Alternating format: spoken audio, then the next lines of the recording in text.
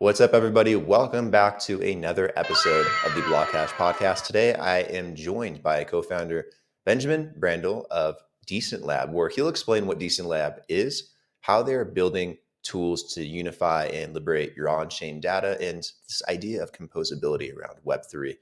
So, Benjamin, welcome to the show, man. It is a pleasure to have you here. How are you doing today? Hey, thank you for having me on. Feeling great. Yeah. To kick things off, why don't you tell us a little bit about yourself? I'm sure people would love to know what your story is, what you kind of did prior to Decent Land, and what kind of led you into this wonderful world of Web3. Yeah, sure. So yeah, I'm Benjamin, the co-founder and CEO of Decent Land Labs. Right now, what we're focused on building is WeaveVM, which is a high throughput EVM network focused on DA and storage. We came out of the Arweave ecosystem really early on, and so we've kind of built up to the point where we're developing on the first EVM network to use Arweave for storage.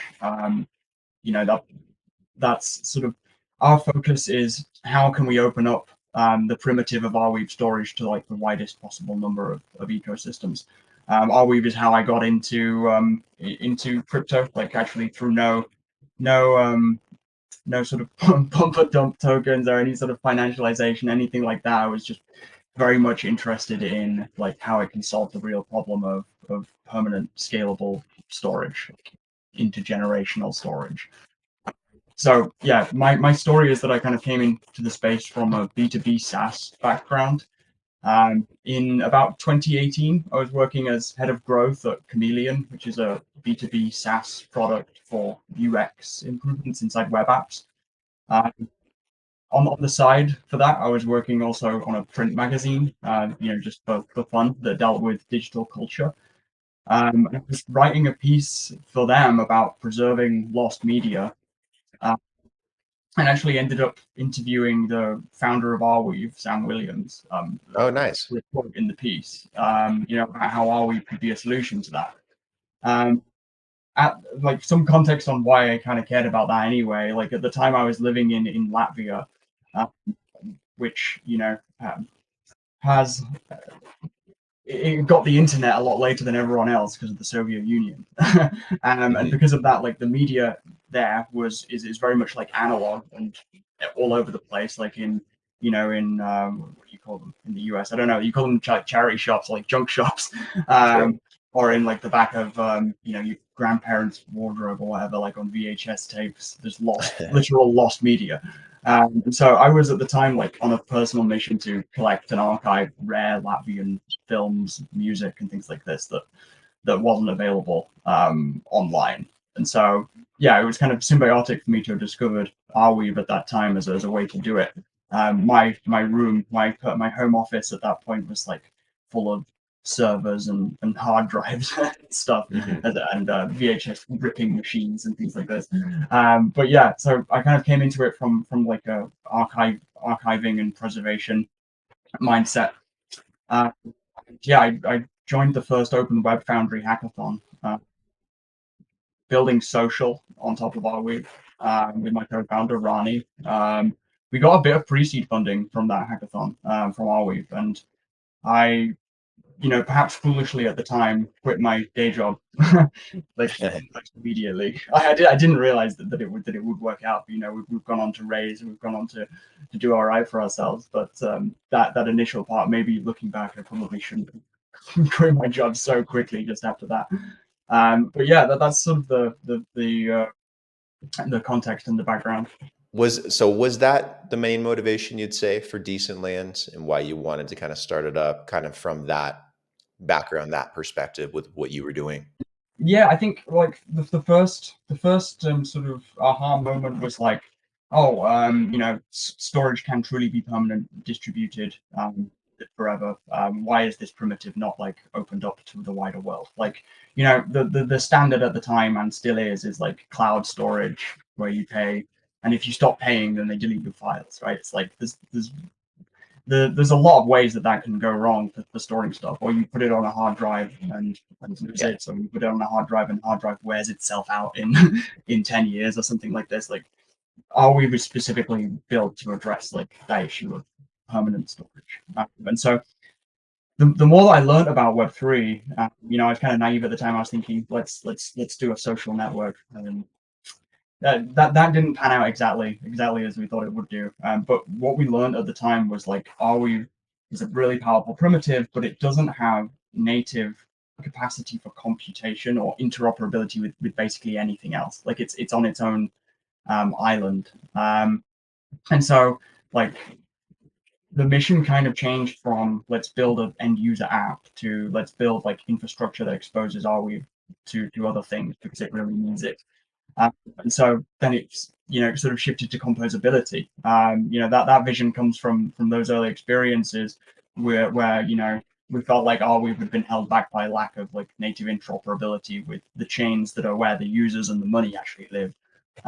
So compute on Arweave and interoperability has been our focus for 2 years or so now. And so it was our first pivot really when we gave up on building end user apps and set about building something called MEM, molecular execution machine, which was like serverless functions on top of Arweave. The idea there was that Arweave can be a data lake for any DApp or chain, that it's the most scalable and cost-effective way to do that. So the problem with MEM was that it was not EVM compatible. So when we came to add EVM features to MEM, we realized that we're doing it backwards. We actually need to start at the EVM side because the amount of work and battle testing that has gone into that code base, like an EVM client, is something that we're not going to have to reinvent the wheel over. There's no point in doing that. So so we worked back from there. We put MEM on top of WeaveVM as an L2. Now MEM lives in WeaveVM blob space, which I think is a pretty unique feature of WeaveVM. We put forward one of our own ERCs about like how you can put off-chain execution inside blob space of EVMs, have it back up to Arweave. But yeah, that's I think a lot of the inspiration for this kind of came from the Web2 world. Funny as it is to say, like if you look at Web2 infrastructure and like open data that has been successful in gaining adoption, and think back to the time where like the Twitter API was open and there was a diversity of front ends and automations that were enabled with stuff like Zapier and IFTT, and the shared REST standard means that apps can communicate, right? And so the more that we build outside of the Arweave ecosystem, the more we realize that there are lots of different conflicting standards and awkward bits of middleware to contend with that get in the gap of like having open data. And so it's Decentland's mission to bridge that gap, starting with what seems like quite an obvious market in need of verifiable data, which is L2s with WeaveVM. Interesting. So essentially, to boil it down, Decentland allows you to build these protocols on top of Arweave, right? So Decentland is kind of a parent organization of a few projects, sort of like our evolution. We started with compute just on top of Arweave, which was MEM. Then we went to build like a full EVM compatible L1, which is WeaveVM.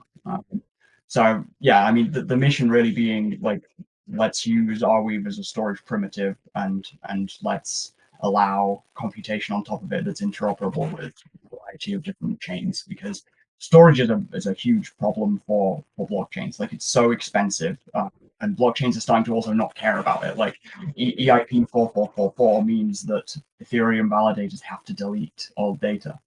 It pushes it out to the edges where there are only a handful of archival nodes that have the full Ethereum blockchain. Like that feels flimsy to me. And so, yeah, I mean, we want to make permanent data storage the standard in Web3.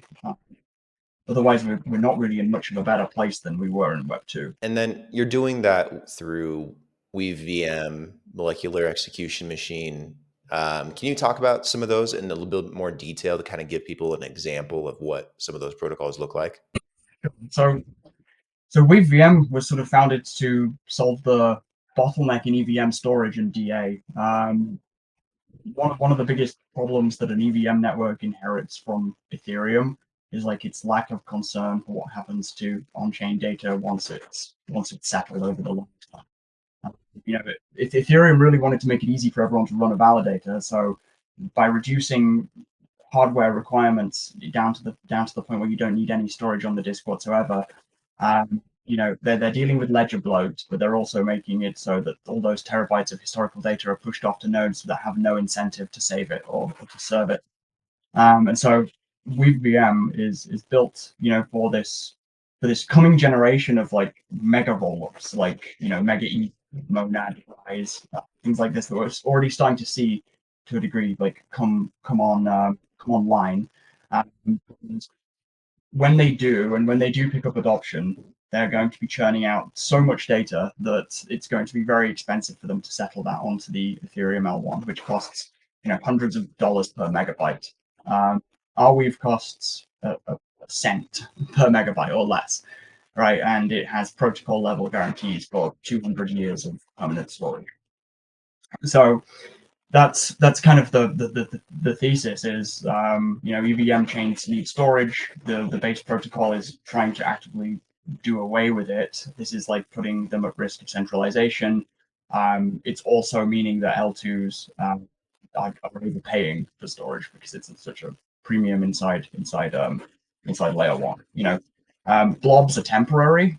They only last for 14 days or something, then they're cleared off. There's quite a lot of black boxes inside the L2 architecture, and that it sacrifices made for scalability, but then it sacrifices the long-term verifiability and storage of that data. What are some of the consequences of, maybe players in the space not focusing as much on the storage aspect like you are? Like, is that an issue of security? Is that an issue of cost? Or If you look at like some of the common problems that are flagged up on L2 Beat, like where they go through the risk analysis of L2s, like a lot of it is to do with centralized sources of truth and data that can't be independently audited or reconstructed in a case where there's failure in the chain. These are issues that can result in every account on that L2 losing their balance. And I expect that before L2s truly reach maturity, we're going to see one or more of these incidents. So at the basic level, it's like about that layer of protection and redundancy, ruling out some of the failure modes of centralization. But I think it's also a deeper philosophical problem for me. I think blockchain's enabling the new web. In a lot of ways, that data is not that much more safe than it was in Web 2. The concept of link rot, like the gradual death of the web 1404 at a time. There was a huge study into how widespread that is, which found that 2/3 of links to websites in the last 9 or 10 years are now dead. And the really important stuff like evidence referenced in court cases and scientific studies. And I think there's no reason why the same problem won't arise in Web3. The data that we store on chain is like super important. Otherwise, we wouldn't be paying gas to store it. And then there's no long-term redundancy plan for where that data is going to live. So if Web3 is like properly set up to use decentralization to cure the problems inherent in Web2, we need to make permanent storage cheap and accessible and the default. how do we go about doing that in like a decentralized sense? Like, is that a matter of using an existing like decentralized storage network in replace of servers? Like something like IPFS has been working on for a long time, or kind of going down that road, or with Arweave. Is it about building out a decentralized network for storage and getting people into an ecosystem and making that a mainstay and standard for blockchain? Or is there a centralized server aspect that needs to exist to make blockchain work? Because it is a lot of data, a lot of on-chain data. It's a good question. Well, so I think the answer that I would come out there with is to use Arweave for it. I mean, obviously that is what I would say. I don't feel like there are any other viable, permanent, long-term storage solutions out there. Arweave it's got several hundred miners. It's got a network capacity of like 300 petabytes or something. It's been running nonstop since 2019 or something like this with no outages, no data loss. It is that solution, I think. To compare it to something like IPFS, I think IPFS runs on Filecoin, right? And Filecoin is basically temporary storage. If you stop paying the miner, over a period of months or whatever, then they get rid of your data. Arweave is like pay once and store forever, retrieve whenever you like with no fee sort of setup. And it has protocol level guarantees for very, very long periods of storage. The way that it's set up is that every time you pay, pay to upload something to Arweave, it overcharges you slightly and puts this into like a rewards pool for miners, and that rewards pool is never touched unless the network is fully out of new incentives. And the way that it balances how much it overcharges is it calculates how much does it need to run on its own with no new interest for 200 years. And so it kind of always ensures that. And I mean, there are millions of transactions a day, I think, on Arweave, and those and that reward pool has got well beyond 200 years. I'm not sure what it is now, but I looked once and it was like 800 years or something. So it's a very, very long period of time. Other protocols are less so forward looking like that. As for whether we need some centralized aspects, I think yes. Like I think using the best tools for the job means that no one network can do all of these things. Like there needs to be gateways to serve the content over, HTTPS. There needs to be indexing services. Those parts are super important and also should have their own incentivized networks with their own set of incentives. I don't actually know too much about those, but I do know that Arweave has got like decentralized gateways. Like it's got like 400, I think last time I checked. You can hit any of them with an Arweave transaction ID and pull the data off of them, and they're being incentivized too. But yeah, I think you're right in that to provide Web2-like UX through blockchain applications, there needs to be some element of centralization. But I think that the question is like, how hot swappable is that element? Like, it should be very hot swappable. You should be able to, swap it out with anything else, like an RPC or a wallet provider or something like this. Like, nothing should rest all on one service. So that's why open source is important. That's why proper incentive mechanisms for the networks is important.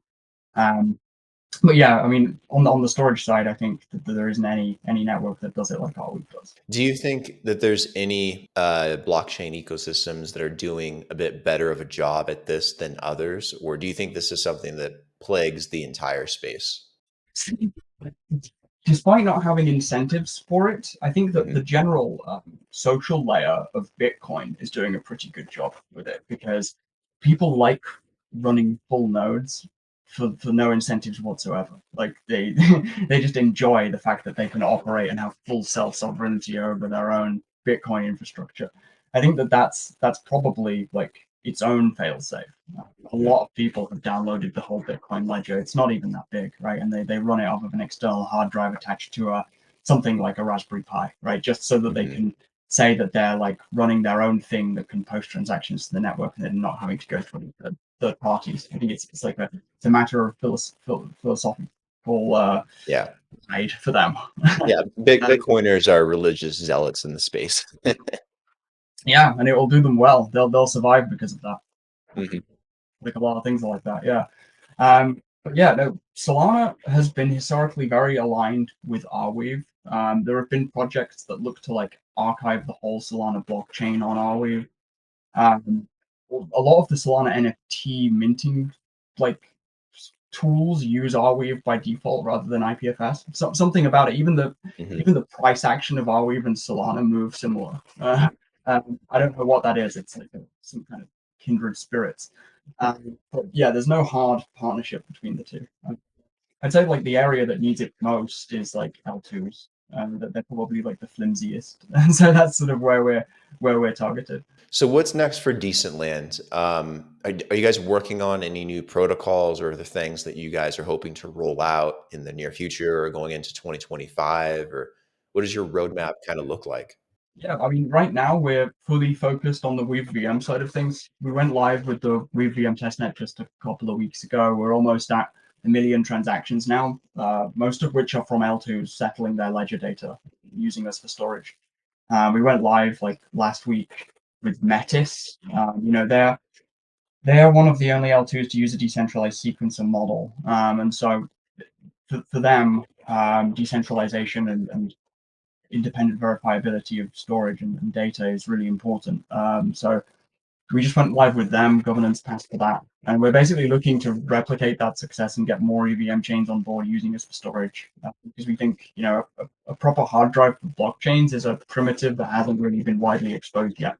And if you're building anything that like stands a chance of rivaling the complexity of what's already possible in Web2, you just need lots and lots of cheap storage. Like imagine, for example, a fully on-chain consumer app like TikTok. That costs you $1,000 to upload a video because it's using like an expensive layer one. Like it would be completely unworkable, right? So we're looking to sort of phase that problem out for chains that integrate us. We just released a way for chains that use Ref, the Rust Ethereum client developed by Paradigm, to plug into WeaveVM DA just by changing a few lines in a config file. And for next steps, we're looking to make that same functionality really easily available to every Ethereum client in the run up to mainnet sometime next year. Where should people go if they want to learn more about Decent Land, or would you rather them check out the protocols like WeaveVM or Molecular? And then do you guys have any community or community aspects through Telegram or Discord where people can also tag along? Yeah, I mean, we're really hopeful that EVM developers are going to come and join us in the WeaveVM Discord, which you can get to at dsc.gg/WVM. Lots of letters there, actually. Talking out loud like that. But yeah, you can find that link as well on the homepage, wvm.dev. But yeah, I'd say WeaveVM is where Decentland's development is focused right now. And yeah, I mean, we'd love to talk to anyone who's building in the EVM space, whether they're building an L2 or a protocol that needs lots of storage. We can definitely help you out. Benjamin, appreciate you taking the time today. It's great learning more about what you're doing on the storage aspect within the space. I think it really truly is a huge issue for blockchain. I think we're probably just scratching the surface in terms of what will happen if we don't focus on it. So I'm glad we got people out there like yourself with Decent Land coming up with great ideas and ways to resolve these issues. So thanks for all you do, man. Thank you so much. Likewise. Let's talk soon.